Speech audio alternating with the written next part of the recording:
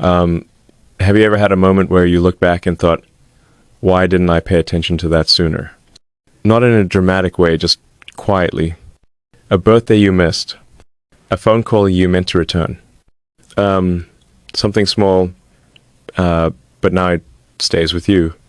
Most people don't realize what really matters until the clock has almost run out. And by then, it's not the things they did that haunt them. It's the things they kept postponing, assuming there would always be more time. I've seen it. I felt it.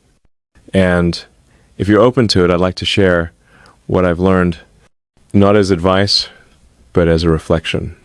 Because time moves quietly until it doesn't. Time is one of those things we think we understand until we don't. It's this quiet, invisible force just moving, and you only start noticing it when something slips through. A birthday you missed, a call you meant to return, or someone retiring and you realize you never really knew them beyond what they did. I remember watching one of our most senior engineers at SpaceX pack up his desk. He'd been there for over a decade, worked on the early Falcon prototypes, meticulous guy, almost obsessive about margins. And when I asked him what he was going to do next, he just sort of laughed. Not in a joyful way, more like a soft exhale, like he realized something too late. He said, I spent 20 years building things I'll never visit and ignored people I'll never get back. Then he picked up a photo of his daughter from the desk. She was about 5 in the picture. She was 23 now. That stuck with me. Because here was a guy who had helped us reach orbit, something few people ever achieve. And yet, when the countdown hit 0 on his career, it wasn't the rocket launches he remembered. It was what he missed. I think about that moment a lot. Not because I want to romanticize regret, but because I've seen a pattern over and over. Highly capable people, engineers, founders, investors, they all reach a point where the spreadsheets, the launches, the big product wins, they start to blur. And what comes into focus is something they didn't plan for. See, humans aren't built for long-term thinking. Not naturally. We evolved to survive winters, not to reflect on what our 80-year-old selves might wish we'd done differently. So we build these lives, these systems, these goals, and we postpone the things that can't be measured easily. We assume someday we'll be waiting, but someday doesn't wait. It quietly passes. It's in the unread email from your mom. It's in the friend you keep saying you'll catch up with after this quarter. It's in the guitar gathering dust, the hike you never take, the stories your grandfather never told because you didn't ask. And it's not dramatic. It's not a Hollywood moment where everything falls apart. It's a quiet erosion, a kind of forgetting. The truth is, most people don't realize what matters until they can no longer do anything about it. Not because they're foolish, but because they were focused, efficient, optimizing for performance, not permanence. That engineer wasn't a failure. He was brilliant. But brilliance doesn't shield you from misalignment. And it made me wonder, what else are we ignoring until it's too late? I was once asked a question that, at the time, I thought was too abstract to be useful. It was during the PayPal days, very early. A mentor of mine, a quiet man who rarely gave advice, looked at me after a long meeting and said, Elon, when all this is over, what will you leave behind that actually matters? I shrugged it off. I thought he meant legacy, like in the grand historical sense. You know, people naming buildings after you or writing biographies. I didn't care about that. I still don't really. But over time, that question changed shape. It became less about what I'd be remembered for, and more about what I was actually building beneath the surface. Not the code or the company, but the stuff people don't see. The human layer. During Zip 2, I was obsessed with uptime, optimization, getting ahead. We were sleeping under our desks, literally. There's this one memory that surfaces now and then. My brother Kimball and I had just closed a small investment round, and instead of celebrating, I went straight back to debugging the back-end routing system. I barely acknowledged the moment. Didn't call our mom. Didn't even look up from the screen. At the time, it felt like discipline. Now, I think it was a kind of blindness, because the parts I remember most from those years, they're not the code. They're the laughs with Kimball at 3 a.m. eating cold pizza. They're the rare walks outside when the servers weren't crashing. It wasn't the product that stayed with me, it was the moments around the product. And that's what people don't tell you about legacy. It's not something you aim at. It's something that quietly accumulates in the shadows of what you think is important. I've spoken with people, engineers, artists, teachers who are nearing the end of their careers, and not one of them said, "I wish I'd built more features." They said, "I wish I'd told my wife I was proud of her."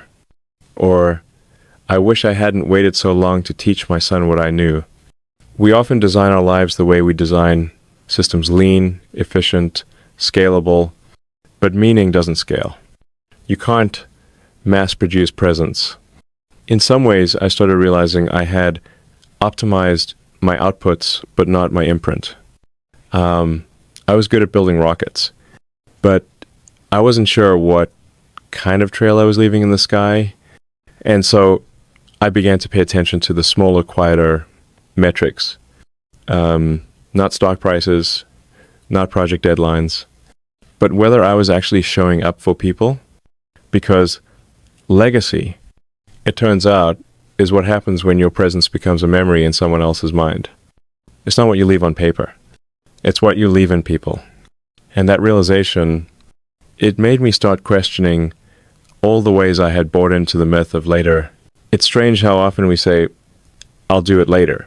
Like, it's a solid thing. Like, later is this shelf we can place moments on, trusting they'll still be fresh when we finally return.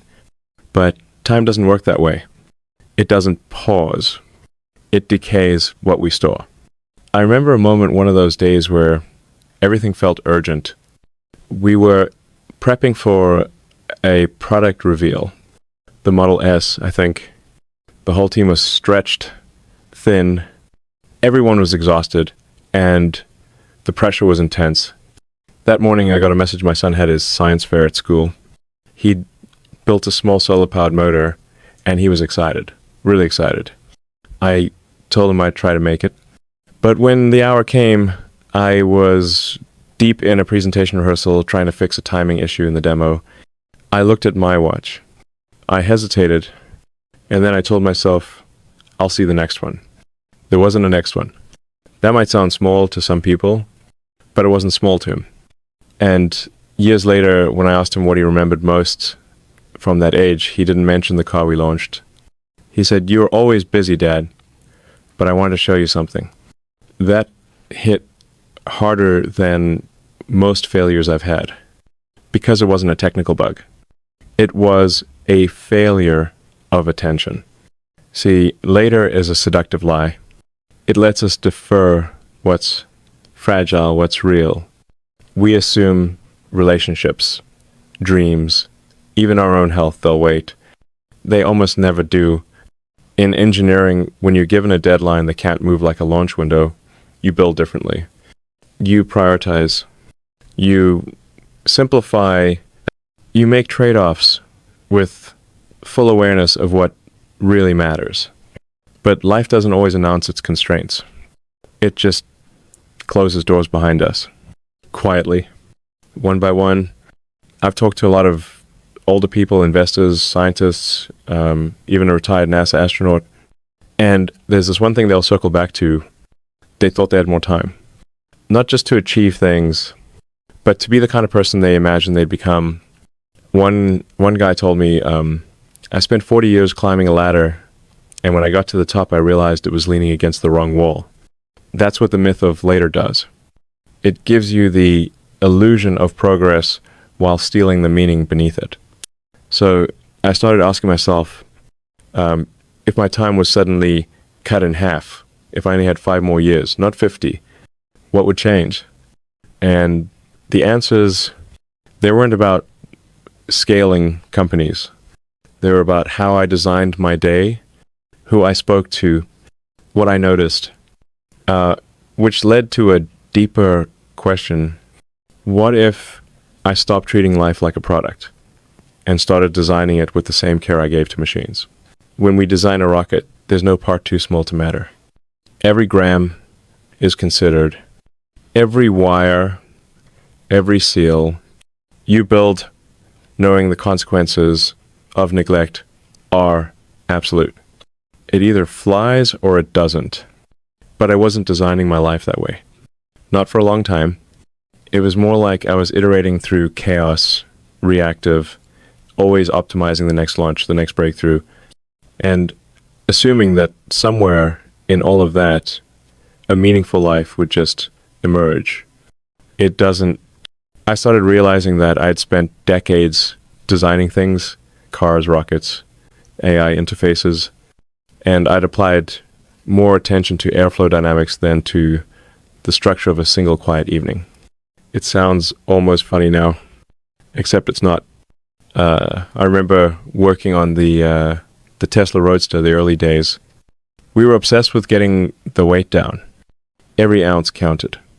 We redesigned the battery housing 5 times to gain efficiency, and we debated for hours over whether a curved edge improved aerodynamics by a fractional %.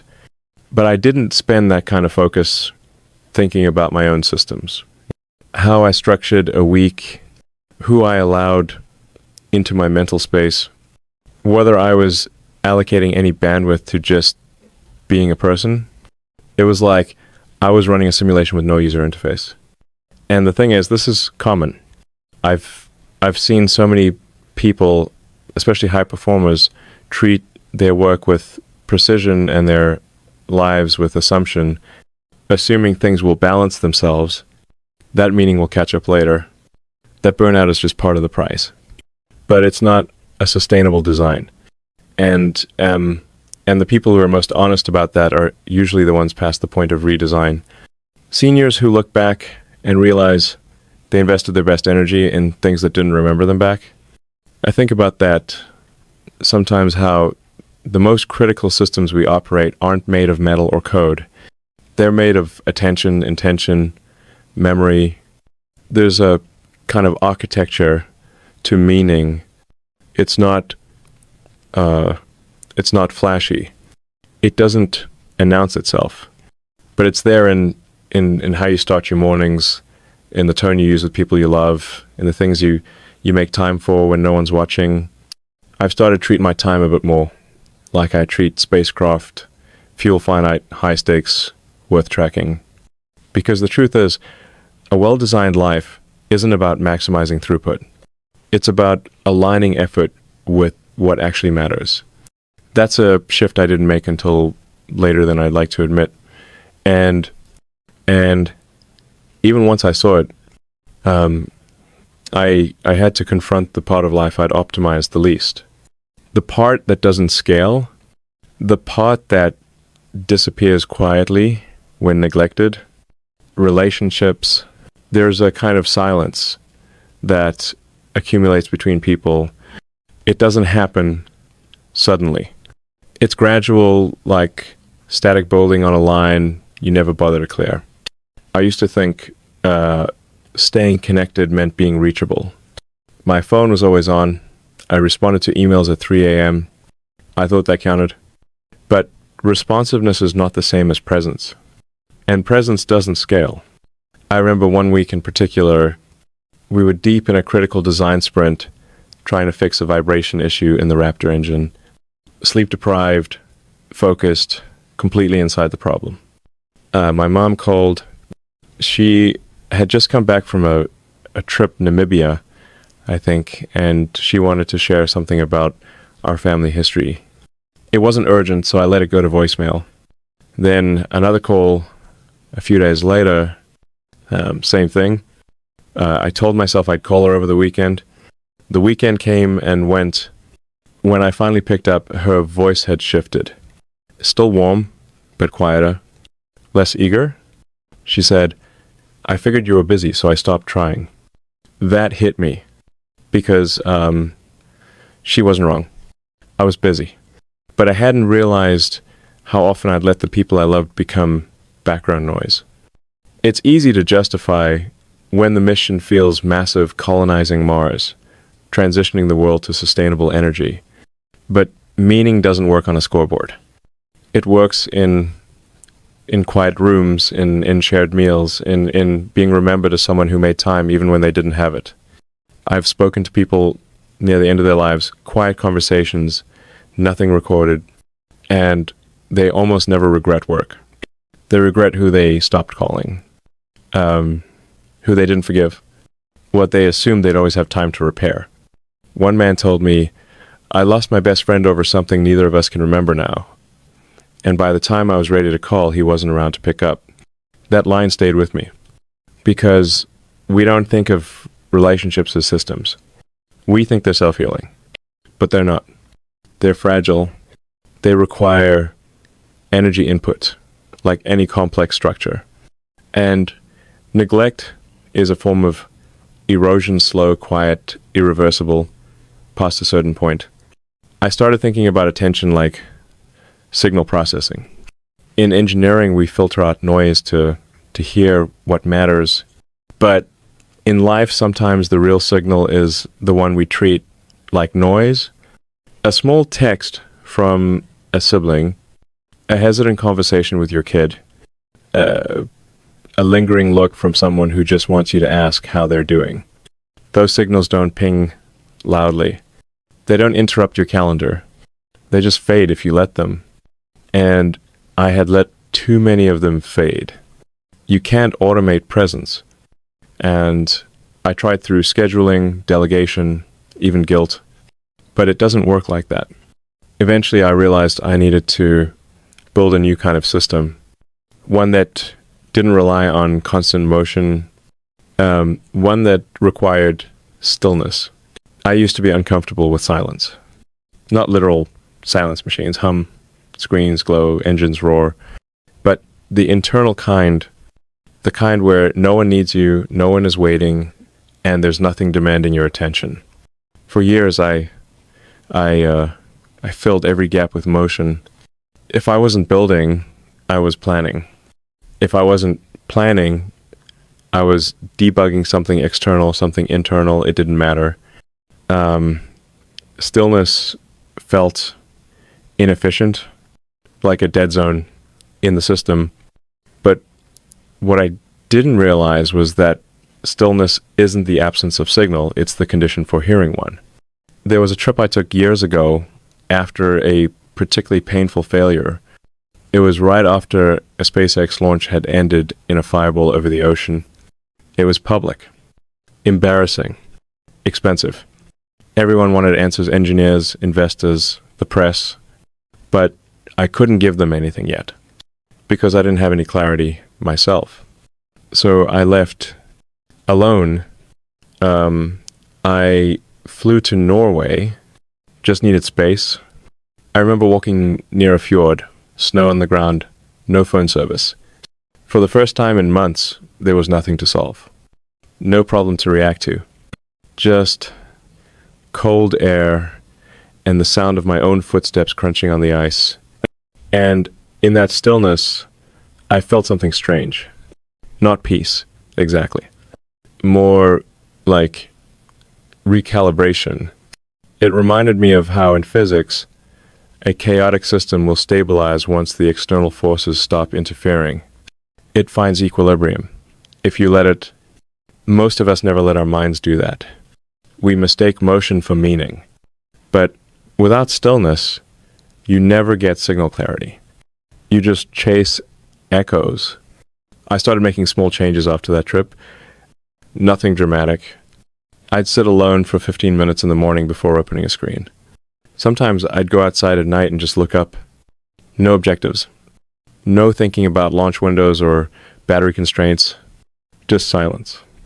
And sometimes an insight would land, not always, but often enough to notice. Seniors talk about this too. I've heard them say they wish they'd spent more time just being, not accomplishing, not performing, just being present in their own experience. It sounds simple. It's not. Stillness is a skill set. And like any skill, it takes repetition. It takes discomfort. You have to override that instinct that says, do something. Because sometimes what matters most isn't what you do, it's what you notice. And what I noticed in that stillness was that I'd been investing energy into the wrong bandwidth. I'd been paying attention, but not in the right places. And that's what I started to reframe next. The currency of attention.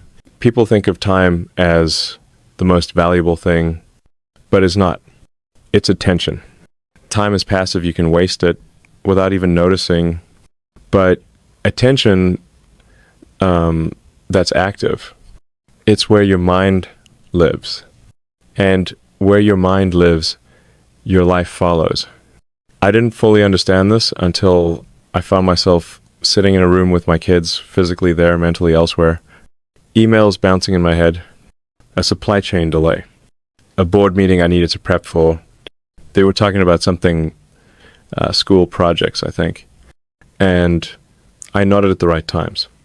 Smiled, but I wasn't really there. And then one of them asked, "Are you listening, or are you just nodding?" That question still echoes, because they were right. I was splitting myself across too many planes, giving slivers of my mind to everything and my full self to nothing.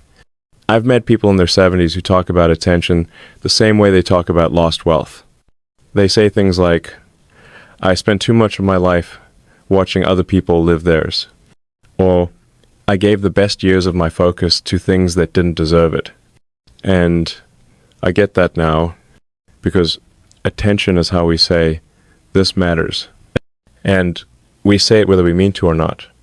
When you spend 3 hours scrolling and 10 minutes with your partner, your life is making a statement. And that statement is not neutral. There's a term in physics, energy follows the path of least resistance.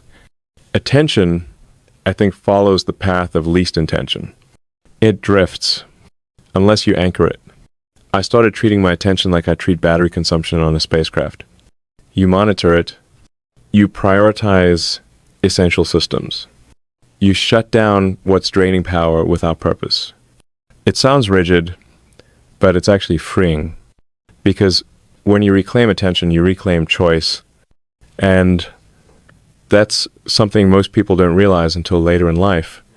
That attention was their only real freedom. Not money, not status, not time, just what they allowed their mind to hold. I think about that during conversations now. If someone's talking to me, I try to be all there, not as a performance, but because that's the only way to make something real.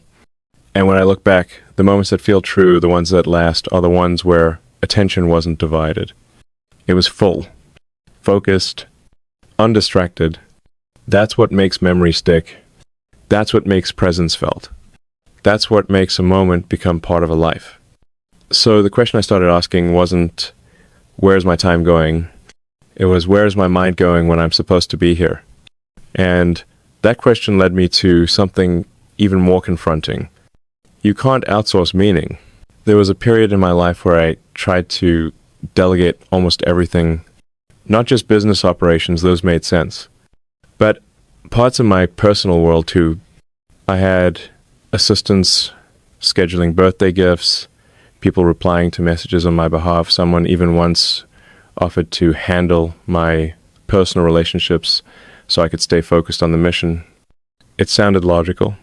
Free up bandwidth, maximize output, optimize life like it's a machine. But there's a flaw in that approach, because meaning isn't something you can automate. You can't assign someone to care for you. You can't hire a person to feel your absence in a room. You can't outsource being missed.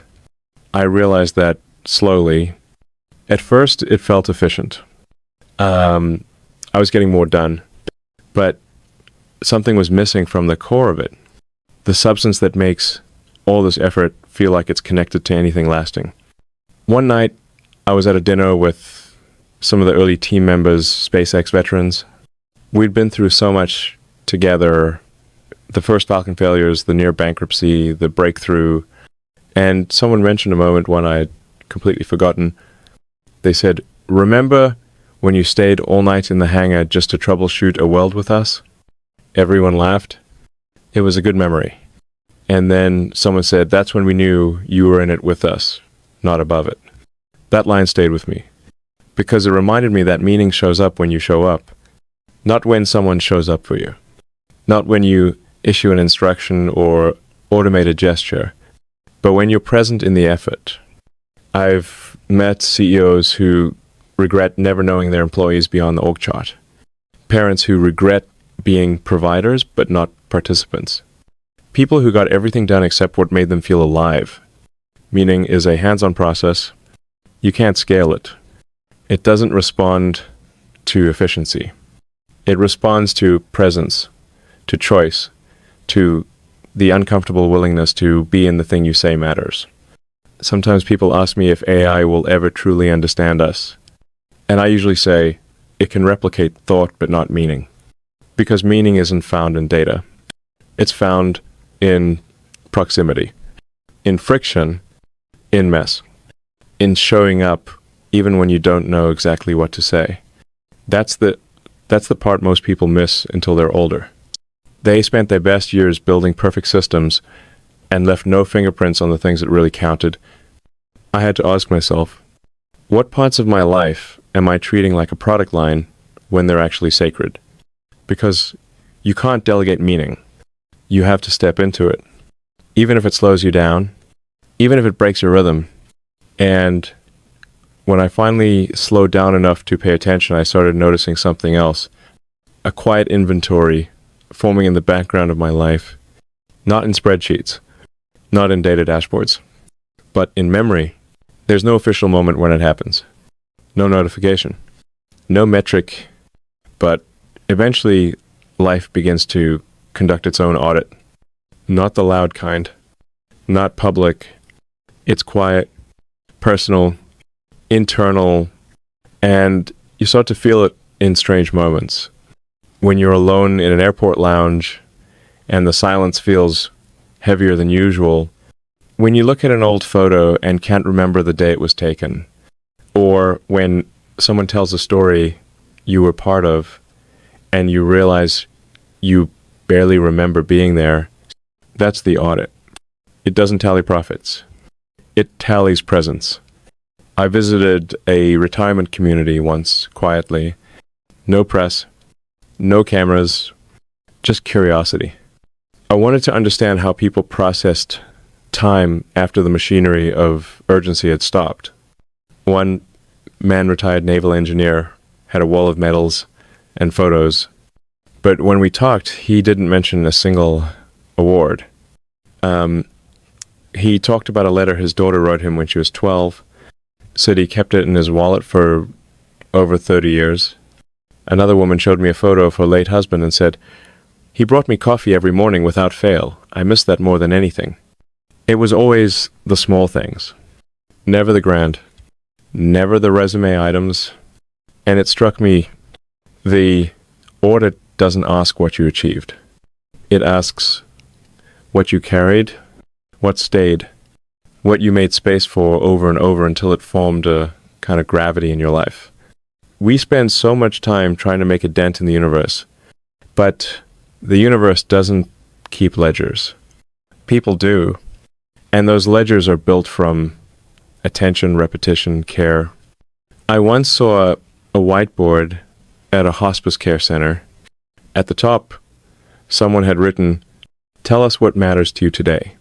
Underneath, the answers weren't stocks or launches or milestones. They were things like getting a call from my son, seeing the sunset, warm socks. That's the That's the audit speaking. And if you listen, it tells you something hard to accept. You won't remember most of the things you're chasing right now. And they won't remember you either. But what will stay, what lives, are the parts of yourself you gave without calculation. The things you didn't do for strategy or scale or optics. But because they felt like the true thing to do in that moment, the audit doesn't come with a penalty. It just comes with a mirror. And for most people, it arrives quietly, at the edge of everything they thought they were building. It whispers, not with judgment, but with truth. This is what remains. And the final question, the one that cuts through the noise, isn't, what did I make? It's, who was I when no one was measuring? That realization changed the way I look at everything now. Not with panic, but with clarity. Because if there's still time, then there's still a choice. The hardest part of this whole thing, the thing 99% of people realize too late, isn't that they didn't know what mattered. It's that they didn't act on it. They assumed the window would stay open. But meaning, connection, depth, they're not waiting rooms. They're doorways. And every day, one closes. Every day, one more someday turns into never got around to it. When I was younger, I thought the big decisions were the ones that shaped your life. What company to start, what technology to pursue, what risks to take. Now I'm not so sure. I think the small decisions, the ones you repeat quietly, end up shaping far more. Do you pause to call someone back? Do you listen with your full mind? Do you choose to be here instead of always chasing the next thing? Because the truth is, you don't need more time. You need more presence inside the time you already have. I've tried to shift my own life accordingly, not by stepping away from ambition, but by threading more humanity into it, more noticing, more deliberate moments, a walk with my kids where I leave the phone behind, a dinner where the agenda is just being together, not milestones, not targets, just being. I think about the people I've lost, mentors, friends, even team members who were gone too soon. And I don't remember their resumes. I remember the way they made people feel. The jokes they told under pressure, the small kindnesses they offered without needing recognition, that's the life that lingers. And if you're listening to this now, that means you're still early enough, still breathing inside the decision point, still able to rewire what you prioritize. Not all at once, but gradually, like you tune an engine, quietly, precisely, until the system runs true. So ask yourself, what would your audit reveal if it started today? And if this video made you pause, if even one line stayed with you, then maybe it's a good time to stay tuned. Because what we talk about here, the quiet lessons, the things people only realize too late, they're not just reflections. They're invitations to notice, to act, to shift something small today so you don't regret it later. If that resonates with you, I'd invite you to like and subscribe, not for me, but to keep this space open for reflection, for presence, for building the kind of life you won't have to apologize to yourself for when you're older.